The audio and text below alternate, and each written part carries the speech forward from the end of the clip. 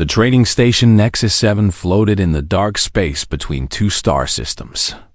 It was old and big, built more than 300 years ago by a species that no longer existed. Now it belonged to everyone and no one. Traders came here from 100 different worlds. They bought and sold goods. They made deals. Sometimes they made enemies. Daniel Hartley walked through the crowded lower markets with his hands in his pockets. He was 32 years old, average height, with brown hair and tired eyes. This was his first assignment in deep space. Back on Earth, he had worked on cargo ships that never left the solar system. But the pay was better out here, and he needed the money. The lower markets were loud and busy. Strange smells filled the air. Some were sweet. Some were terrible. Aliens of all shapes and sizes moved past him. Some walked on two legs like humans. Others crawled on many legs or floated above the ground. Daniel had learned to stop staring after his first week on the station. He was looking for a food stall that sold something humans could eat. Most alien food would make a human sick. Some of it would kill a human in minutes. Finding safe food was always a challenge in places like this. As he walked, he heard other species talking about humans. They always talked about humans when they thought humans could not hear them. Soft creatures, a tall insect-like being said to its companion. No claws, no armor, no venom. I do not understand how they survived on their own planet. Daniel kept walking. He had heard this many times before. Humans were new to the galactic community. They had only been traveling between stars for about 80 years. Most other species had been doing it for thousands of years. To them, humans were like children who had just learned to walk. He did not let it bother him. He knew what humans could do. They were tough in ways that other species did not understand. But there was no point in arguing. Action spoke louder than words. Daniel found a small stall selling something that looked like fried noodles. The vendor was a short creature with gray skin and 4 arms. It looked at Daniel with suspicion. "Human food," Daniel said, pointing at a sign that showed a small human symbol. "Safe for humans?" The vendor nodded slowly. "Safe, 20 credits." Daniel paid and took his food. It tasted strange, but not bad. He ate as he walked, moving deeper into the lower markets. This part of the station was not as nice as the upper levels. The lights were dim. The walls were dirty. The beings here were rougher, more dangerous. He should have turned back. He knew that. But he was curious. Humans were always curious. It was one of their greatest strengths and their greatest weaknesses. That was when he heard the sound. It was a high, sharp cry. The sound of fear. Daniel stopped walking. He listened. The sound came again from a narrow passage between 2 old buildings. Most beings on the station would have walked away. Getting involved in other people's problems was a good way to get killed out here. But Daniel was not most beings. He was human, and humans had a strange habit of helping others, even when it made no sense. He moved toward the sound. The passage was dark and smelled bad. Old water dripped from pipes above. He walked slowly, carefully, his heart beating fast in his chest. At the end of the passage, he found them. 3 large beings stood in a half circle. They were Cothrans, a species known for violence and crime.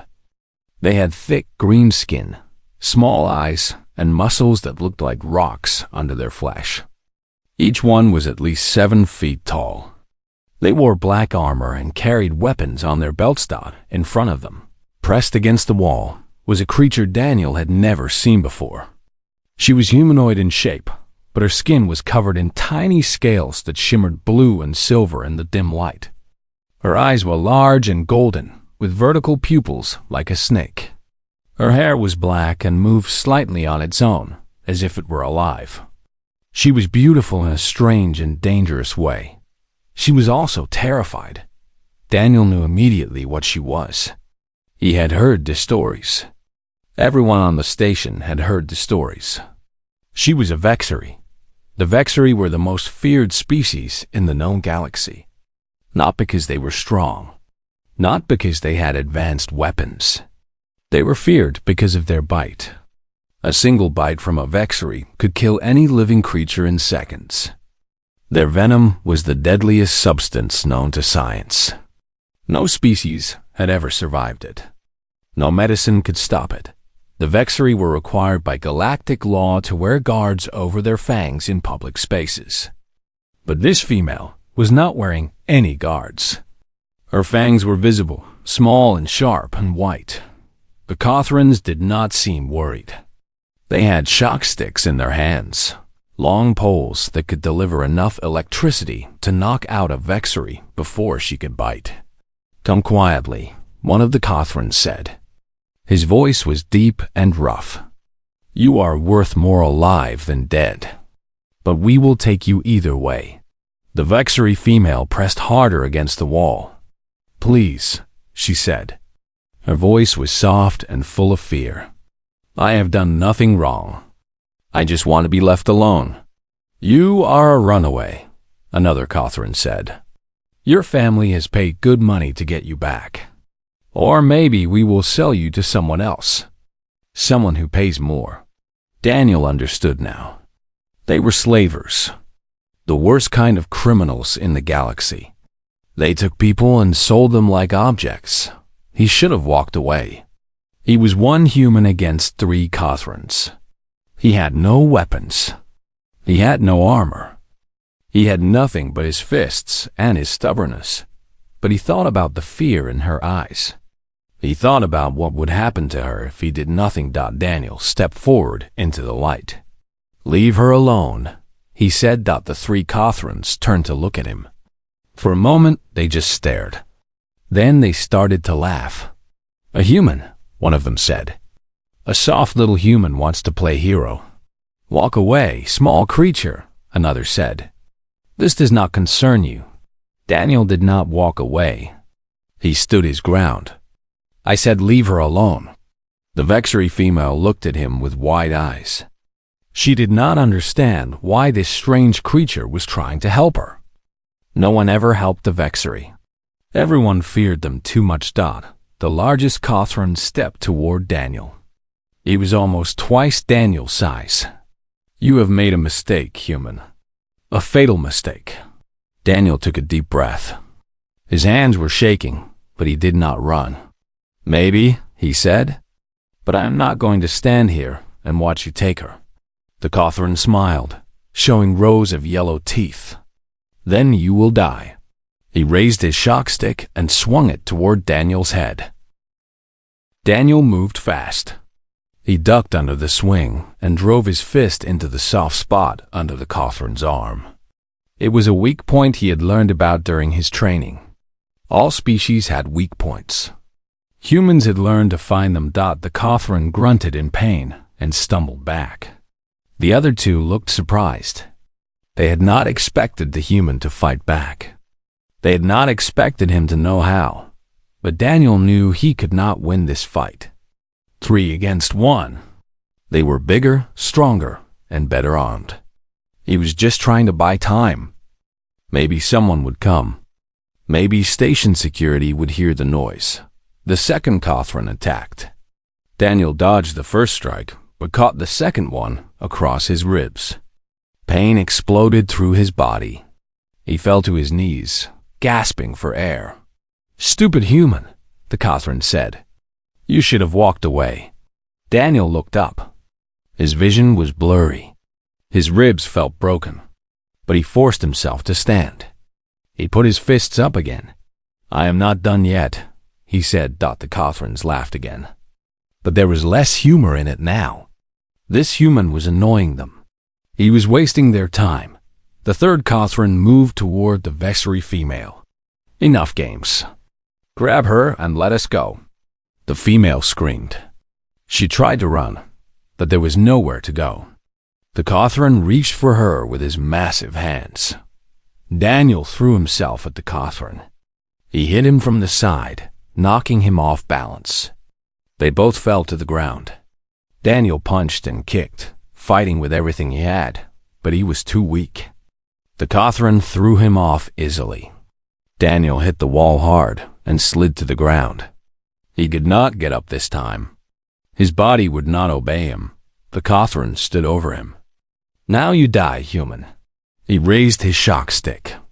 This time, it was set to kill. Everything happened in a flash.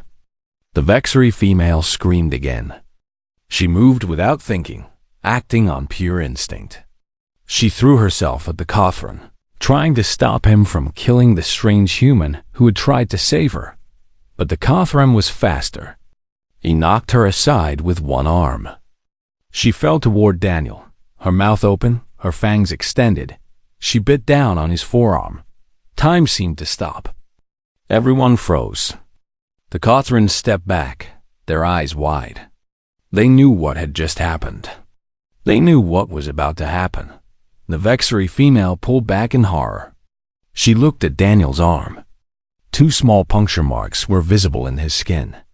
Blood mixed with clear venom ran down his wrist. "No," she whispered. No. She had just killed him. She had just killed the only person who had tried to help her. Her venom was already in his blood, spreading through his body, shutting down his nervous system. He would be dead in seconds. 10 at most. The Cothrans started to back away. They did not want to be here when station security arrived. A dead human would bring too many questions. "Leave the female," one of them said. "She is not worth this trouble. We go now." They turned and ran, disappearing into the shadows of the lower markets. The Vexery female did not watch them go. She was staring at Daniel, waiting for him to die. Tears ran down her scaled cheeks. She had never killed anyone before. She had never wanted to hurt anyone. And now she had killed the one person in the galaxy who had shown her kindness. Daniel lay on the ground. He could feel the venom in his arm. It burned like fire. His hand was going numb. His vision was getting dark around the edges. So this is how it ends, he thought. Killed by the person I tried to save. There were worse ways to go. He waited for death. He waited for his heart to stop, for his lungs to fail, for the darkness to take him. But it did not come. 1 second passed. Then 5, then 10. Then 30. Daniel was still alive. The burning in his arm started to fade. The numbness turned into a tingling sensation. His vision cleared. He took a deep breath, then another. He sat up slowly. Every part of his body hurt, but he was alive. He looked at his arm. The bite marks were red and swollen, but the bleeding had stopped. He looked at the Vexery female. She was staring at him like he was a ghost. "That hurt," Daniel said. His voice was rough. "That really hurt." The female could not speak. She could not move. She just stared at him with her golden eyes, her mouth open in shock. "How?" She finally whispered.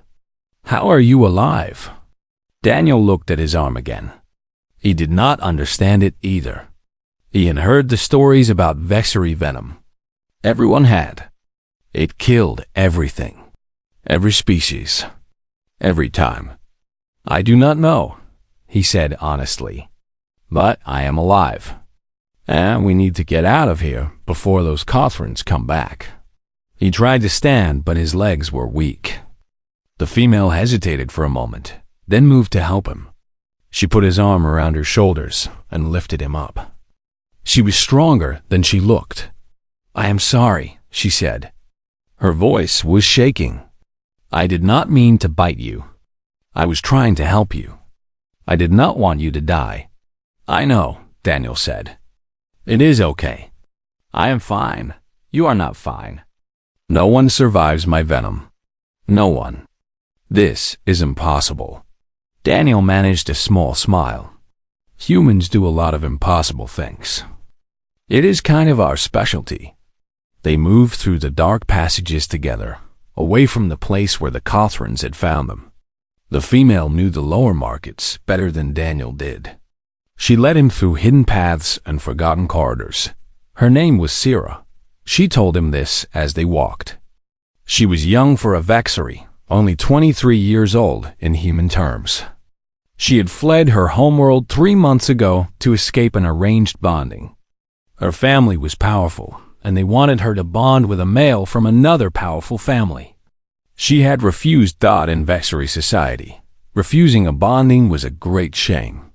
Her family had hired people to bring her back. The Cothrans were just the latest group to find her. "Why did you help me?" Sira asked as they walked. "You did not know me. You did not know anything about me. Why would you risk your life for a stranger?" Daniel thought about the question. It was a good question. A fair question. "Because it was the right thing to do," he said. "Because you needed help and I could try to help. That is enough." Sira did not understand. In her world, no one helped anyone without expecting something in return. Kindness was a weakness. Trust was a trap, but this human had nearly died for her. And he was not angry. He was not demanding payment or favors. He was just kind. "Humans are strange creatures," she said. Daniel laughed, then winced from the pain in his ribs. "We get that a lot." They reached a small medical station on the edge of the lower markets. It was run by a human doctor who worked with species from across the galaxy. Her name was Megan Price. She was 40 years old with gray hair and sharp eyes that missed nothing. She looked at Daniel and Sira when they walked through her door. Her eyes went to Daniel's arm immediately. "What happened?" she asked. "It is a long story," Daniel said. "But the short version is that I got bitten by a Vexary, and I did not die." Dr. Price stared at him for a long moment. Then she stared at Sira. Then she looked back at Daniel's arm. "That is impossible," she said. "I know," Daniel replied. "But here I am." Dr. Price took a deep breath. "Sit down. Both of you. I need to run some tests. This is either the most important medical discovery in galactic history, or you are both lying to me." Daniel sat down on the examination table. Sira stood near the door, ready to run if necessary. She did not trust doctors. She did not trust anyone, but she was starting to trust Daniel. And that scared her more than anything else. Dr. Megan Price worked through the night. She took blood samples from Daniel. She scanned his arm with every medical device she had. She ran tests that normally took days and forced the machines to give her results in hours. Daniel slept on the examination table. His body was exhausted from the fight and from whatever the venom had done to him. Sira sat in the corner, watching everything with her golden eyes. She did not sleep. She could not sleep. She was waiting for Daniel to die. Every few hours, she would ask the same question. "Is he going to be okay?" Every time, Dr. Price gave the same answer. "I do not know yet." By morning, the doctor had her results. She sat at her desk, staring at the data on her screen. Her hands were shaking slightly. In 30 years of medicine, she had never seen anything like this. Daniel woke up slowly. The pain in his ribs had faded to a dull ache. His arms still felt strange, but not bad. He looked around the small medical station and saw Sarah still sitting in the corner. "You stayed," he said. "I had nowhere else to go," she replied. But they both knew that was not the whole truth. Dr. Price turned to face them. Her expression was a mix of amazement and confusion. "I have the results," she said. "And I need you both to listen carefully." Daniel sat up. Sira moved closer, but stayed near the wall. "Vexary venom is a complex neurotoxin," the doctor began. "It attacks the nervous system by binding to specific channels in nerve cells. These channels control the electrical signals that make your body work. When the venom binds to them, the signals stop. The heart stops. The lungs stop. The brain stops. Death comes in seconds." She paused and looked at Daniel. Every species we know has these channels in their nerve cells. Every species except one. Humans. Daniel frowned. What do you mean? Human nerve cells have a slightly different structure. The channels are shaped differently. Just slightly, but enough. The Vexary venom cannot bind to human nerve cells properly. It tries, but it cannot hold on. So instead of killing you, it just causes some swelling and numbness. Like a bee sting to most species. Sira stared at the doctor. That is not possible. Our venom kills everything. It has killed every species that ever existed. For thousands of years. It has never been tested on humans before, Dr. Price said. No human has ever been bitten by a Vexary. Until now. She turned back to her screen and pulled up more data. I have checked and rechecked these results. I have compared human nerve cell structure to every other species in our database. We are unique. We are the only species in the known galaxy that is immune to Vexary venom. The room was silent. Daniel looked at his arm, at the two small marks that should have killed him. He thought about all the times other species had called humans weak, soft, unremarkable. No claws, no armor, no venom. But humans had this. An accident of evolution. A tiny difference in cell structure that made them immune to the most deadly substance in the galaxy. The galaxy needs to know about this, Dr. Price said. This changes everything. For centuries, the Vexary have been isolated because everyone fears them. No species can get close to them without risking death. But humans can. Humans can touch them, work with them, live with them without fear. Sira was crying. Tears ran down her scaled cheeks and dripped onto the floor. She had spent her whole life being feared. Her whole life being alone. No one wanted to be friends with a Vexary. No one wanted to shake hands or share a meal or give a hug. The risk was too great. But here was a species that did not have to be afraid. A species that could treat her like a normal person. She looked at Daniel with new eyes. You really will not die?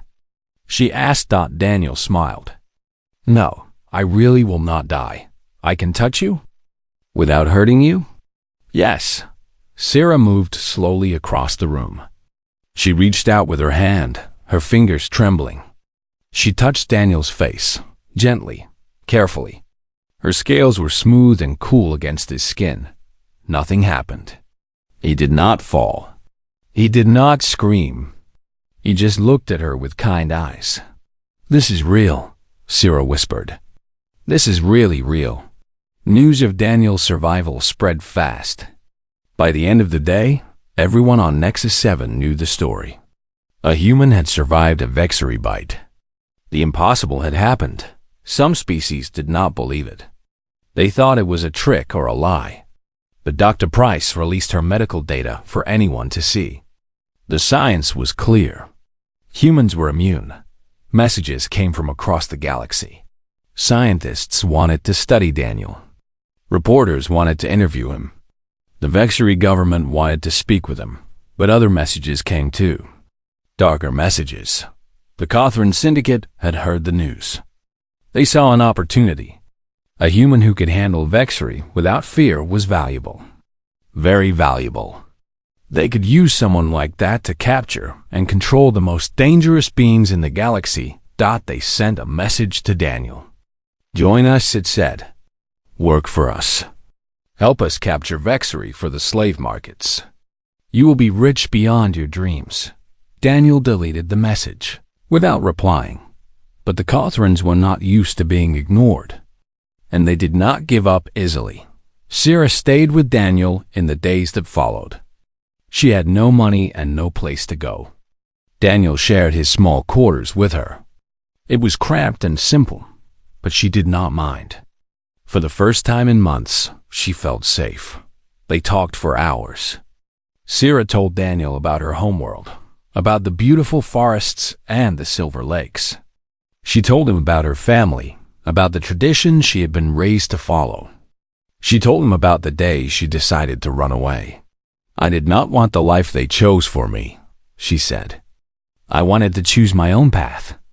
Is that so wrong? No, Daniel said. That is not wrong at all. Every person should have the right to choose their own life. Sira smiled. It was a small smile, but it was real. She had not smiled in a long time.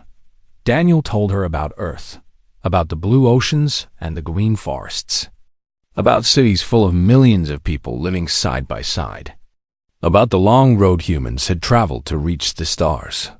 We were alone for a long time, he said. We thought we were the only intelligent life in the universe. When we finally met other species, we were shocked, and they were not very impressed with us. Why not? Because we are soft. We have no natural weapons. We get sick easily. We die from things that other species survive without problems. They saw us as weak. Sira shook her head. They were wrong. You are not weak. Thank you, Daniel said. But most species still think we are nothing special. Then most species are fools. Dr. Price came to visit them every day. She was writing a paper about her discovery. It would change galactic medicine forever. But she was also worried about them. The Gothran Syndicate is dangerous, she warned. They will not give up. You humiliated them in the lower markets, and now you have refused their offer. They will come after you. Let them come, Daniel said. I am not afraid. You should be. They have killed people for less. Daniel looked at Sira. She looked back at him. They both knew the danger was real, but neither of them was willing to run. We will be ready, Daniel said. Dr. Price sighed. I hope so, because I have a feeling this is just the beginning. She was right. The Gothrans were already making plans, and they were not coming alone. The signing ceremony took place on a neutral station called Haven Point. It was chosen because no species owned it. It belonged to the Galactic Council, a place where all beings could meet in peace. Daniel stood at the entrance to the Great Hall, adjusting his formal uniform. He had never worn anything like it before. The fabric was stiff and uncomfortable. The metals on his chest felt strange and heavy. Sira stood beside him. She wore traditional Vexery formal robes, deep blue and silver, that matched her scales. She looked beautiful and regal. She also looked terrified. I cannot do this, she whispered. There are hundreds of beings in there, representatives from every major species in the galaxy. They are all looking at me.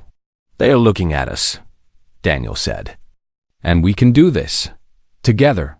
He held out his hand. Sira hesitated for a moment, then took it. Her scaled fingers wrapped around his. Anyone else would have been terrified to touch a Vexery barehanded. But Daniel just squeezed gently and smiled. Ready? He asked Sira. H took a deep breath. Ready. The doors opened and they walked into the Great Hall. The hall was enormous, designed to hold representatives from 100 different species. Tall windows showed the stars outside.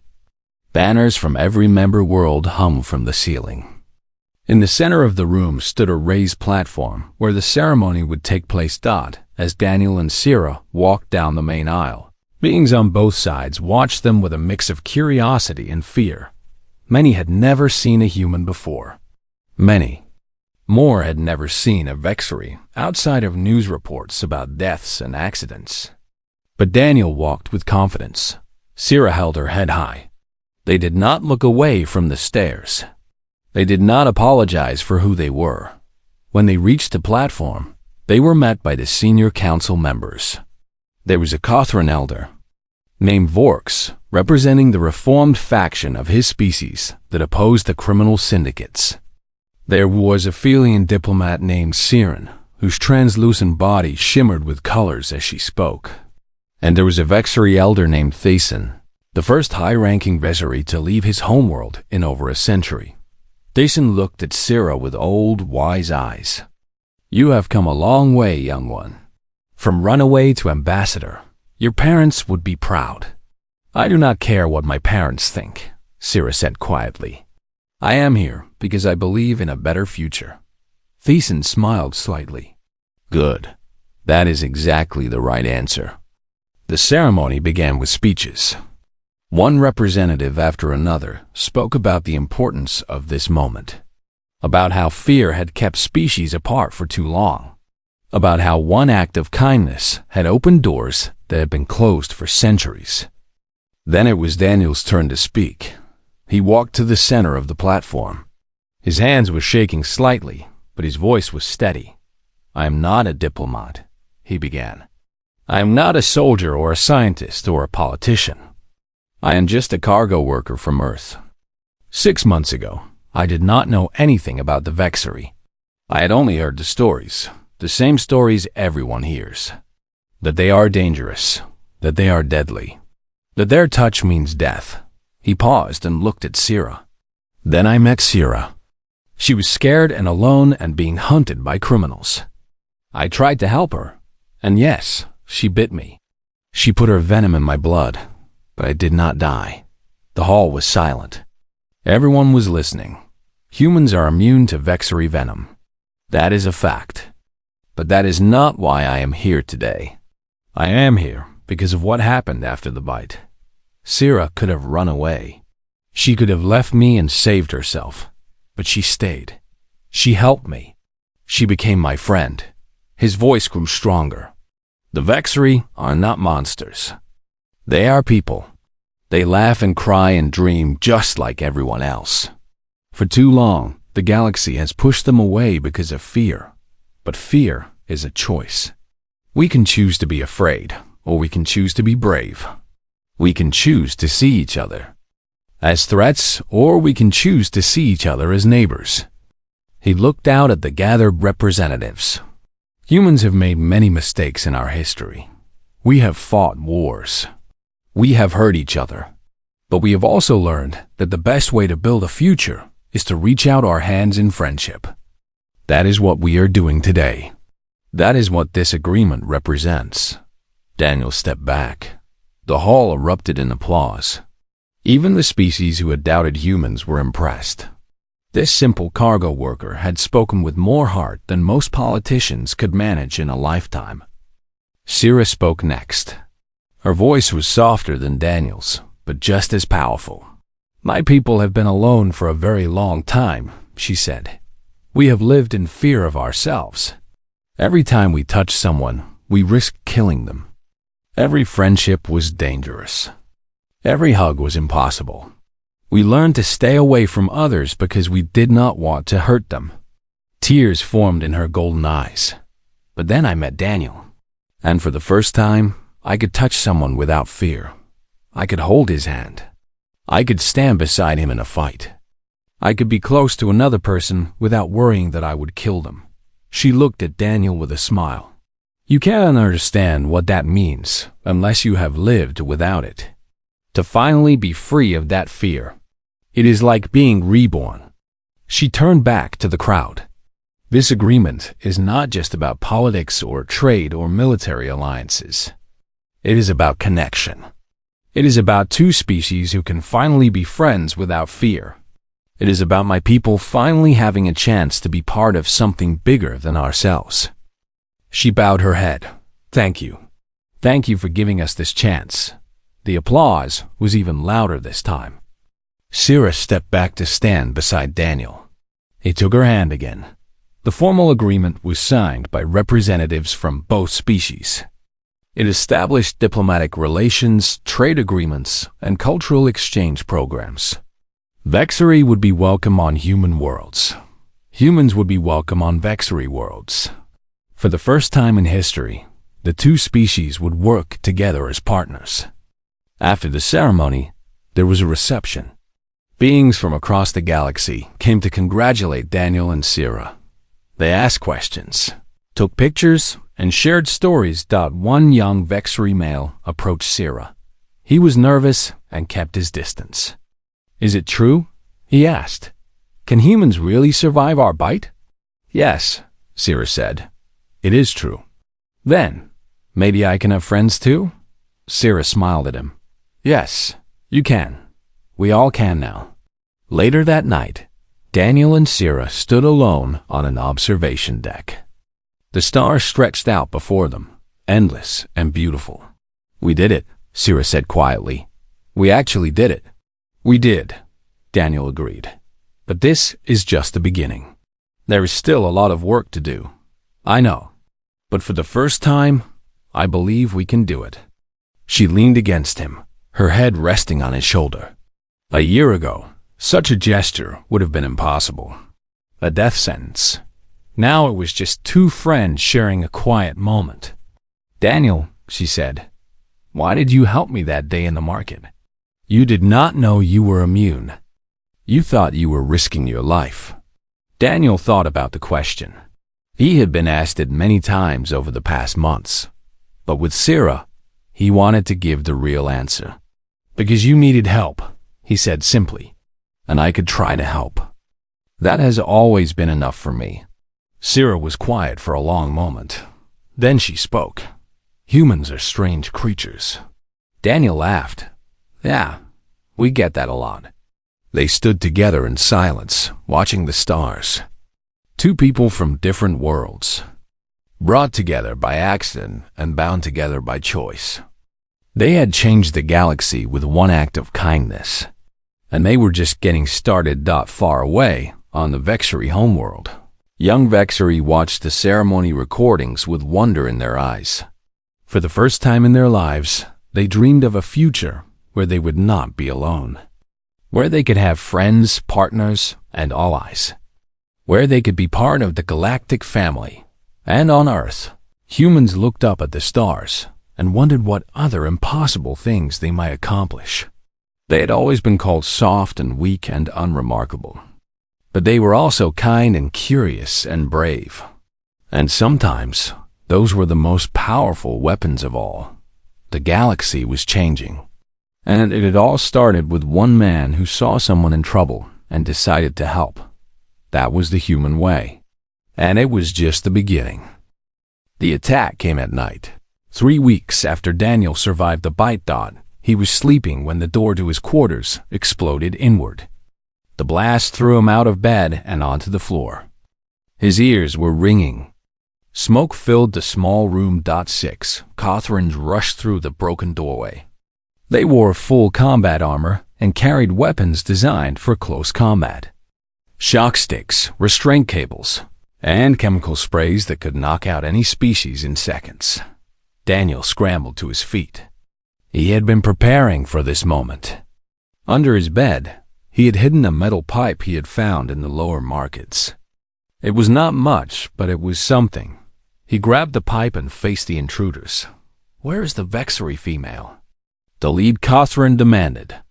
Give her to us and you might live. Daniel did not answer. He held his ground, the pipe raised and ready. The Cothran laughed. Still playing hero, human? We will beat that out of you. 2 Cothrans rushed forward. Daniel swung the pipe and caught the first one across the face. The sound of metal hitting bone echoed through the room. The Cothran fell, screaming in pain, but the second one was too fast. He grabbed Daniel by the throat and lifted him off the ground. Daniel kicked and struggled, but the Cothran was too strong. His vision started to go dark. Then Sarah appeared. She came from the bathroom where she had been hiding. But she was not hiding anymore. She was attacking. Her fangs were extended. Her golden eyes burned with fury. She moved like water, fast and fluid, and she struck without mercy. The Cothran holding Daniel screamed as Sarah bit his arm. He dropped Daniel and stumbled backward, staring at the bite marks in horror. He waited for death to take him, and it did. In less than 5 seconds, the massive Cothran collapsed to the ground. His body twitched once, twice, and then went still. The other Cothrans froze. They stared at their fallen comrade. They stared at Sarah. Fear replaced the confidence in their eyes. She bit him, one of them whispered. She actually bit him. Sarah stood between them and Daniel. Venom dripped from her fangs. Her voice was cold and hard. "Leave now," she said, "or you will join him." For a moment, no one moved. The Cothrans looked at each other. They had come prepared for a human and a captured Vexery. They had not prepared for a Vexery who was willing to fight, who was willing to kill. The lead Cothran stepped forward. "We have shock sticks. We can take you down before you get close." "Maybe," Sira said. "But can you take down all of us?" Daniel stood up beside her. His throat hurt and his body ached, but he picked up his pipe again. He stood next to Sira, shoulder to shoulder. The Cothrans saw something they did not understand. A human and a Vexery standing together, fighting together. It made no sense. Humans should fear Vexery like everyone else. But this human was not afraid. "Your venom does not work on him," the lead Cothran realized. "That is why he is not afraid." "That is right," Daniel said. "She can bite me all she wants. I will not die. But you will." It was a simple truth, but it changed everything. In every fight, the Vexery had to be careful not to harm their allies. One accidental bite, one moment of lost control, and they would kill the people fighting beside them. It made them dangerous to everyone, including their own side, but not with humans. With humans, the Vexery could fight without fear. They could use their deadliest weapon without worrying about friendly casualties. Sira moved first. She was faster than the Cothrans expected. She dodged under the first shock stick and bit the arm holding it. The Cothran fell. Daniel moved with her. He swung his pipe at the next attacker, forcing him back. Sira spun and bit another one on the leg. He was dead before he hit the ground.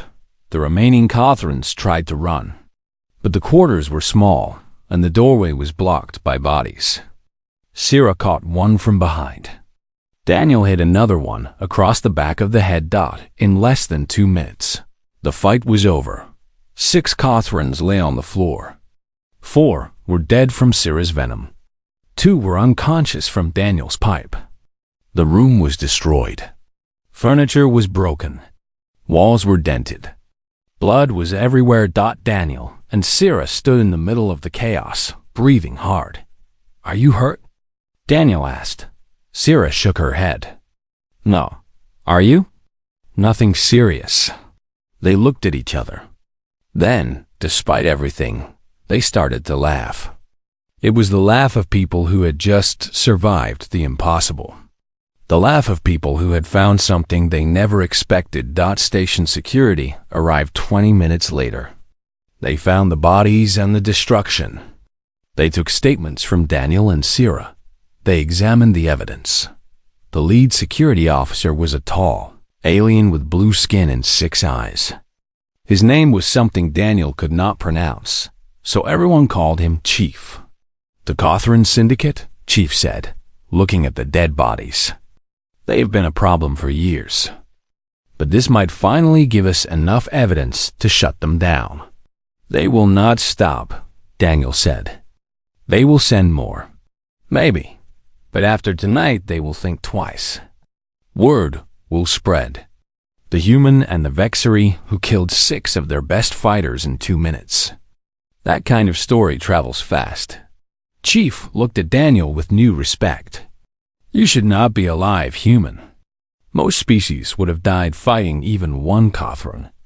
"I had help," Daniel said, looking at Sira. Chief nodded slowly. "I see that, and I am beginning to understand something. Humans and Vexery together. That is a combination no one in this galaxy has seen before. It changes the equation." He was right. The news of the fight spread across Nexus 7 by morning. By afternoon, it had reached other stations. By evening, it was being discussed on a dozen different worlds. A human and a Vexery had fought together, and they had won. Other Vexery started reaching out. They sent messages to Sira, asking questions. How did it feel to fight without fear of hurting her ally? How did it feel to have someone stand beside her who did not flinch at her touch? Sira answered their questions as best she could. She told him about Daniel, about his kindness, about his courage, about the way he had risked his life for a stranger without asking for anything in return. Humans are different, she wrote in one message. They are not like other species. They see us as people, not as weapons. For the first time in my life, I feel like I belong somewhere. The Vexery government took notice. They had been isolated for centuries, feared and avoided by every other species. But now there was hope. If humans were truly immune to their venom, then maybe the isolation could end. Maybe the Vexery could finally join the galactic community as equals. They sent an official request to the human government. They wanted to establish diplomatic relations. They wanted to explore the possibility of partnership. The request reached Earth, and Earth said yes. Daniel received a message from the Human Diplomatic Corps. They wanted to meet with him. They had a proposal. They want me to be an ambassador, Daniel told Sira. A bridge between humans and Vexery. Sira looked at him with surprise. You? An ambassador? I know, I am just a cargo worker. I do not know anything about diplomacy. You know how to be kind. You know how to be brave. That is more than most diplomats can say. Daniel thought about it. A month ago, he had been nobody. Just another human trying to make a living in deep space. Now he was being asked to help change galactic history. I will do it, he said, but only if you come with me. Sira's eyes widened. Me? We started this together. We should finish it together. Besides, you know your people better than I ever could. I need you.